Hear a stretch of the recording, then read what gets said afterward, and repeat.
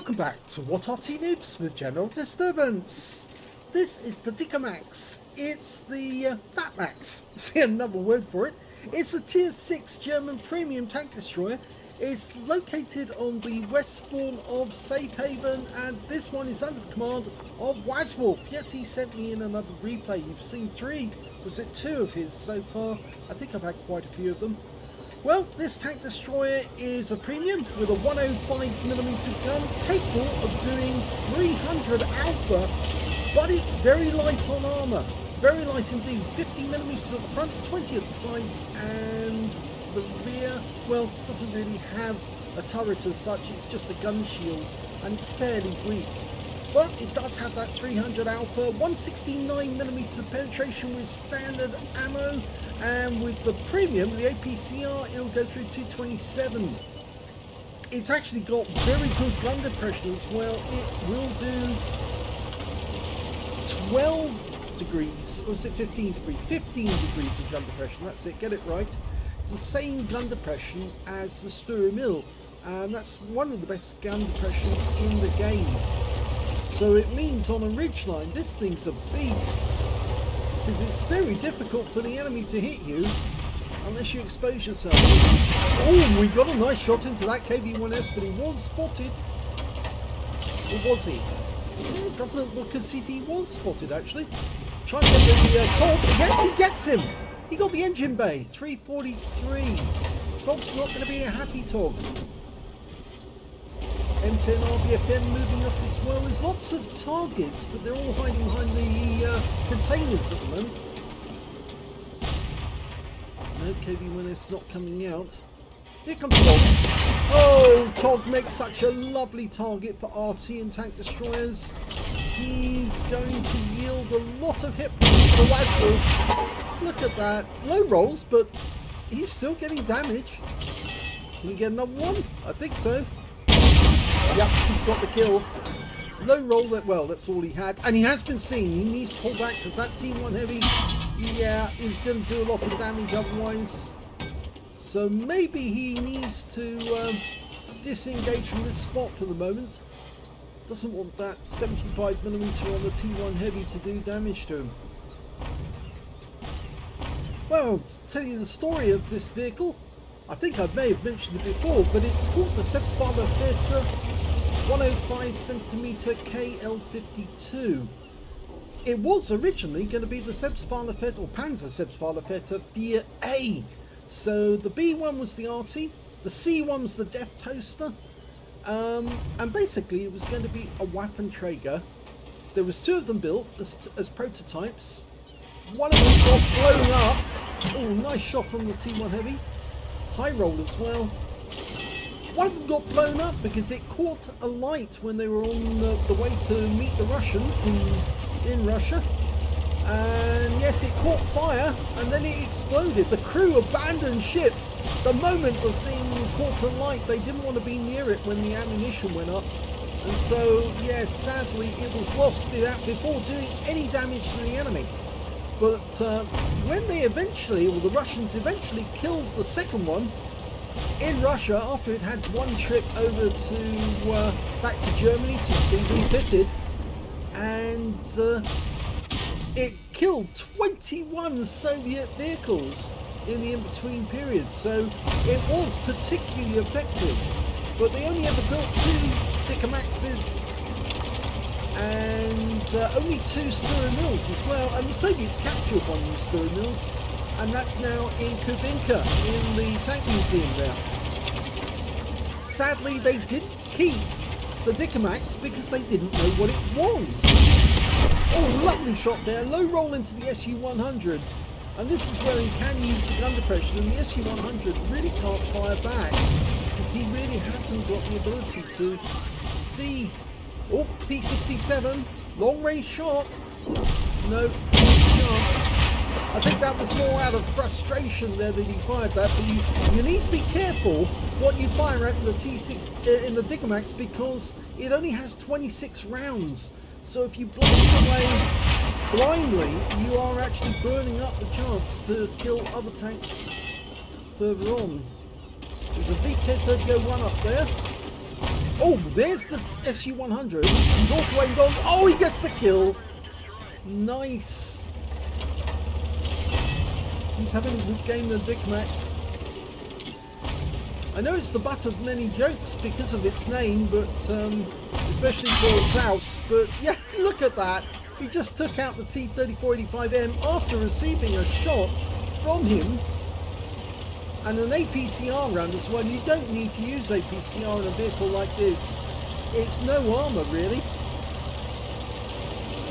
But he's really pressuring the enemy. There's only 5 enemy left. And he's already received 20% of the enemy hit pool. So potentially he's on for a high caliber.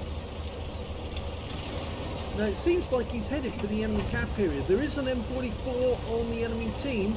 And he's probably near the cap. We can't be certain. He might be in the corner. Somebody's indicating that already.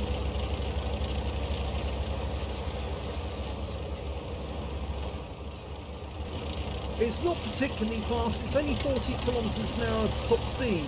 And the hull is kind of like a modified Panzer IV. It's not quite a Panzer IV because it's actually standard. Oh, found one. It's a Stug. It's an X-Stug. That's Stug life for you, I'm afraid. You got out-Stugged. And there's the M44. Oh! Shell shot behind the M44. Did he see you? I don't think he did. But he can die now. Oh! And that one didn't work. That one hit the ground. So that's so unfortunate there because he could have killed the M44 with just one round if he got a high roll.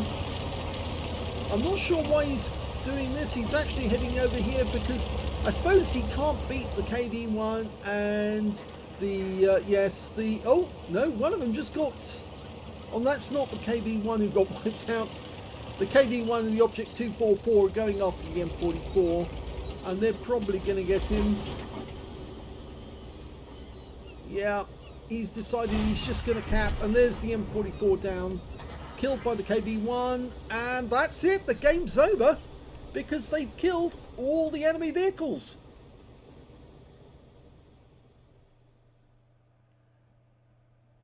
Well, here's the end of battle results, and despite being the butt of many jokes, yes, that was a very good game for Wazwulf because he got a first class tanker. He also got a duelist for taking out 2 tanks who damaged him, a fighter badge for getting at least 4 kills, he ended up with 4 exactly, as well as a fire for effect for doing more damage than hit points for his own vehicle. And yes, he did get the high caliber for dealing the most damage in that game overall, at least 20% of the enemy hit pool. Let's have a look at the team score. Well, there you are, right at the top of the table with 2,516 hit points. The only player that was near him was the Object 244. He had 1,709, and after that it was the KV-1 with 1,596. I don't really think he could have beaten them to the M44. He had a chance to kill him twice. Unfortunately, fired behind him once and then into the ground the second time. Everyone's done that. It's perfectly natural for that sort of thing to happen, and I do understand him deciding to go cap instead. It puts pressure on the enemy, and maybe the M44 might have decided to try and come back to the cap and get a quick reset, try and avoid the KV-1 and the Object 244, but it didn't happen. When it came to kills, he definitely had the highest with 4. 3 kills went to the KV-1, 2 kills to the Object 244 and the Excelsior, and only 1 enemy tank managed to get more than 1 kill, and that was the, 2 enemy tanks, sorry, the SU-100 and the Stug 3 Ausführung G, and he killed both of those. And when it came to base XP, it's 1,157 to Wazwulf, so he's got the top in all 3 columns. 863 went to the KV-1, 860 went to the Excelsior. He fired 15 rounds in that game, got 10 direct hits on the enemy and 10 penetrations. The shell's particularly good at penetrating the enemy. And with standard ammo as well, you don't particularly need to fire the premium.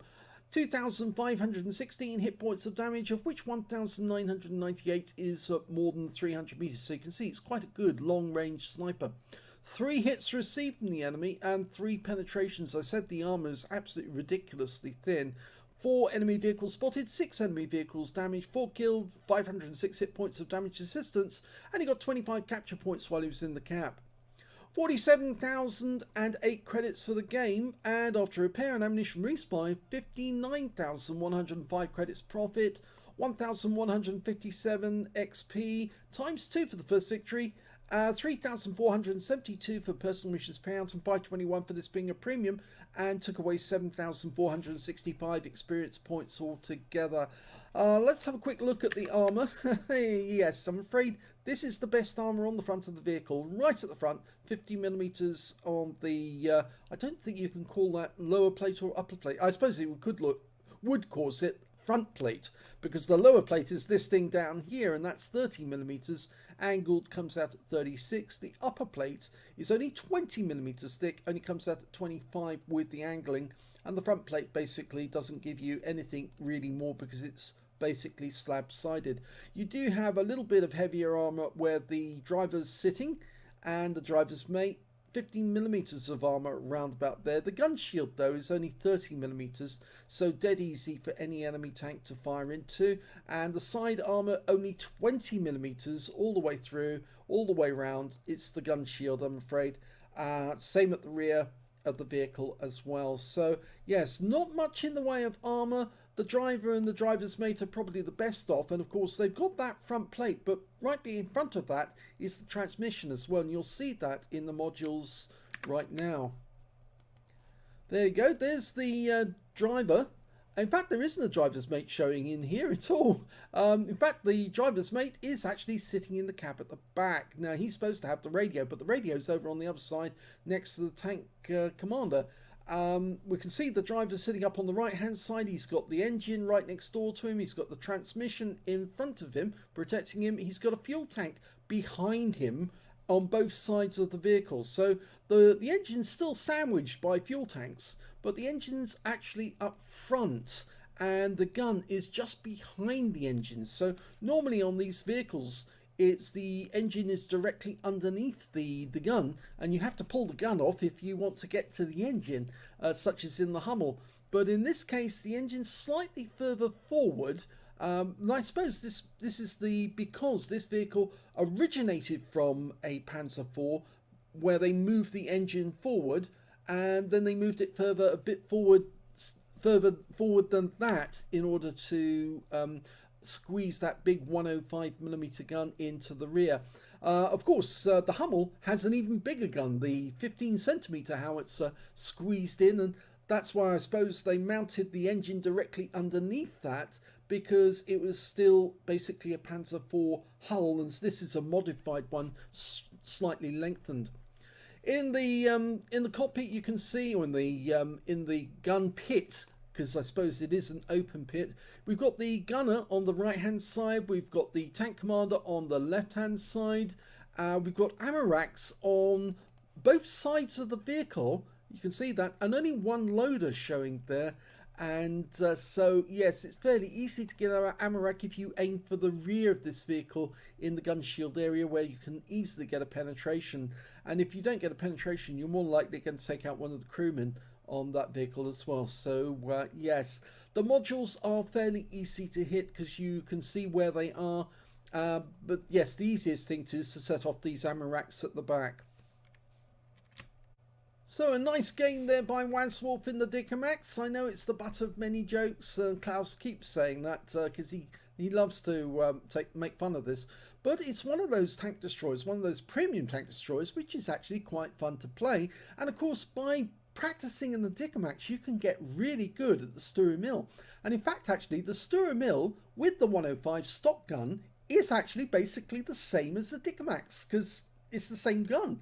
So you practice in the Stura Mill at the stock gun, use the Dickermax to improve the crew and get them really up to speed, and then when you get the 128mm gun in the Stura Mill, that's when things get really spicy, because that thing doesn't have much in the way of ammo, but if you get really good and the crew get really good, then they get shots on target just like in the Scorpion, and then they rack up damage really quickly.